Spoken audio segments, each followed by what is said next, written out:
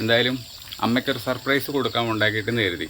ഒരു ചതുപ്പ് ഏരിയയാണ്, അമ്പലത്തിൻ്റെ പറമ്പോ മറ്റോ ആണ് തോന്നുന്നുണ്ട് ഈ ബാക്ക് സൈഡിലുള്ളത്. ഇതുകൊണ്ടുള്ള ഒരു പ്രശ്നം എന്താണെന്ന് ഞാൻ കാണിച്ചു തരാം. ആലോചിക്കുമ്പോൾ ഒരു ചെറിയ പേടിയുണ്ട്, കാരണം കുട്ടിയൊക്കെ ഉള്ളതാണ്, ഫാമിലി ഉള്ളതാണ്. Good morning guys, welcome to my new vlog. ഇന്നത്തെ ദിവസം എന്ന് പറയുന്നത് വൈഫും കുട്ടിയും ഇല്ലാത്ത ആദ്യത്തെ ദിവസമാണ്. അവരൊരു 3-4 ദിവസം കഴിഞ്ഞിട്ട് ഇനി വരുള്ളൂ. അതുവരയ്ക്കും വീട് സൈലൻറ്റ്, ഒച്ചയും അനക്കമൊന്നും ഇല്ലാത്തൊരു വീട്. വീട്ടിൽ അമ്മയും ഞാനും മാത്രം. മൊത്തത്തിൽ അവരെ മിസ് ചെയ്യുന്ന ഒരു നിമിഷമാണിത്. എൻ്റെ ഫേവറേറ്റ് കൂട്ടാൻ അല്ലെങ്കിൽ കറി എന്ന് പറയുന്നത് സാമ്പാറാണ്. ഇന്ന് അതൊന്ന് മാറ്റിപ്പിടിച്ച് ഉള്ളി തക്കാളി മസാല ഉണ്ടാക്കാമെന്ന് വെച്ചു.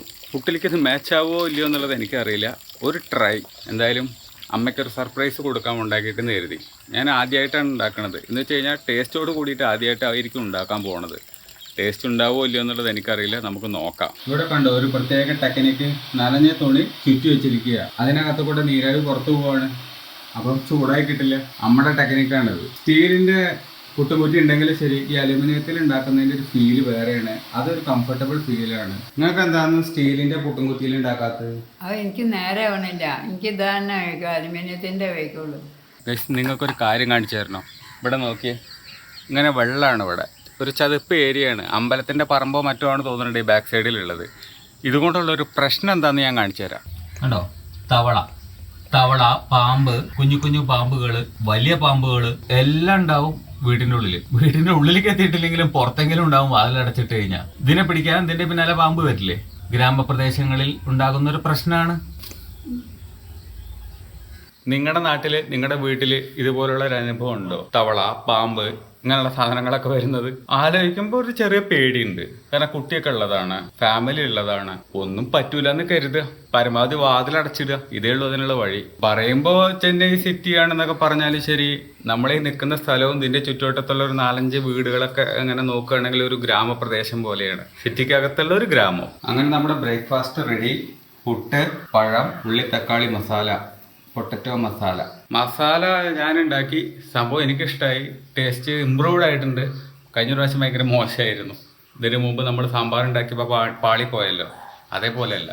ഇത് അത്യാവശ്യം മെച്ചപ്പെട്ടിട്ടുണ്ട്, ടേസ്റ്റ് ഉണ്ട്. അമ്മയുടെ അടുത്ത് ചോദിച്ചു നോക്കാം എങ്ങനെ ഉണ്ട് എന്നുള്ളത്.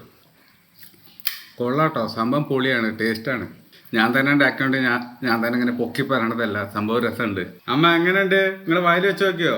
ഏതായാലും കുക്കിംഗ് എന്ന് പറയുന്നത് എന്നെ സംബന്ധിച്ചിടത്തോളം ഇഷ്ടമുള്ള ഒരു പാഷനാണ്. എങ്ങനെയുണ്ട്? ടേസ്റ്റ് ഉണ്ടോ?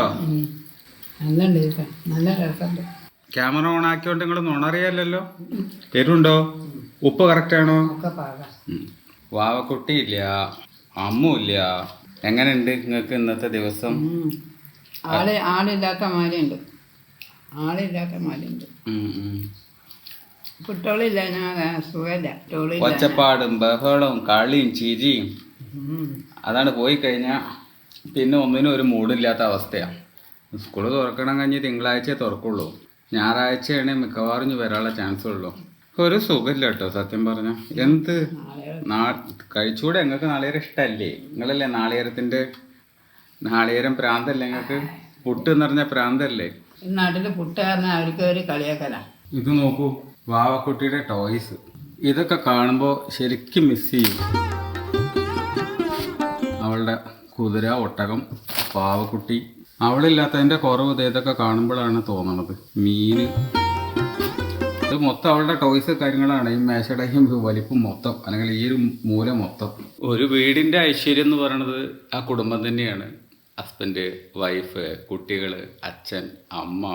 അത് അവരില്ലാതാകുമ്പോൾ മാത്രമേ അതിൻ്റെ ഫീൽ അറിയാൻ പറ്റുള്ളൂ, ആ ഒരു മിസ്സിങ് ഫീൽ. ഇന്ന് എന്തായാലും എനിക്ക് 2-3 ക്ലയൻസിൻ്റെ വർക്ക് ഏതായാലും ഉണ്ട്. അതുകൊണ്ട് ഇനിയിപ്പോൾ അതിലേക്ക് കയറി കഴിഞ്ഞിട്ടുണ്ടെങ്കിൽ വേറെ ഒന്നിനെ കുറിച്ചും ചിന്തിക്കാൻ പറ്റൂല, നേരം കിട്ടില്ല. അതുകൊണ്ട് കുറച്ചൊരു ആശ്വാസമുണ്ട്. നമ്മുടെ കേരളത്തിലുള്ള ക്രിസ്ത്യൻസിൻ്റെയും മുസ്ലിംസിൻ്റെ ഒക്കെ ഫെസ്റ്റിവൽ പോലെ തന്നെ തമിഴ്നാട്ടുകാരുടെ ഫെസ്റ്റിവലാണ് ഈ പറയുന്ന പൊങ്കൽ. അതിന് അവർ കൊടുക്കുന്ന ഒരുതരം ഭക്ഷണമാണ് ഇപ്പോൾ ഈ കാണുന്നതൊക്കെ. ഇതൊക്കെ അടുത്ത വീട്ടിൽ നിന്ന് ഇപ്പോൾ അവർ തന്നയച്ചതാണ്. നാട്ടിൻപുറത്തുള്ളവർക്ക് കിട്ടുന്ന ഒരു സ്പെഷ്യൽ പ്രിവിലേജാണിത്. ചപ്പും ചോറൊക്കെ കൂട്ടിയിട്ട് കത്തിക്കാം. സിറ്റിയിലാണെങ്കിൽ അങ്ങനെയൊക്കെ കത്തിച്ച് പുക വന്നു കഴിഞ്ഞിട്ടുണ്ടെങ്കിൽ പ്രശ്നമാണ്.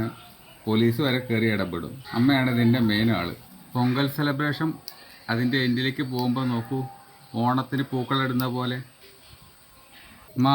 ഇപ്പോഴത്തേക്ക് 2 ചെറുപയർ ദോശയും രാത്രിക്ക് ഒരു 2 ഓംപ്ലേറ്റും ആയാലോ? മതിയോ? 5:45 സ്നാക്സ് കഴിക്കുന്ന സമയമാണ്.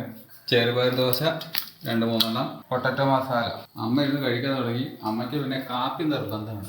കാപ്പിയിലോ ഞാൻ കഴിക്കാം. ഇന്ന് വൈഫും കുട്ടിയും അമ്മയും അച്ഛനും കൂടി സായിബാബേൻ്റെ അമ്പലത്തിലേക്ക് പോയിരിക്കുകയാണ്. അവര് സായിബാബ ഭക്തരാണ്. അവിടെ പോയി കുട്ടീനെ കൊണ്ടൊക്കെ പോയിട്ട് പ്രസാദമൊക്കെ കഴിച്ചിട്ട് അവർ തിരിച്ചു പോരുന്ന കുറച്ച് വിഷ്വൽസ് വൈഫ് വീട്ടിൽ നിന്ന് അയച്ചു തന്നിരുന്നു വാട്സപ്പിൽ.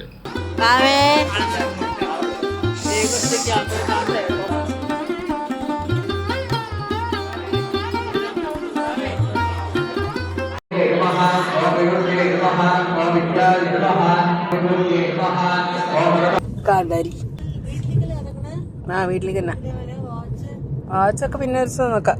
നോക്കട്ടെ വാവേ, സമാധാനായ? സീറ്റ് ബെൽറ്റ് കിട്ടിയാ? പറ സീറ്റ് ബെൽറ്റ് പറ.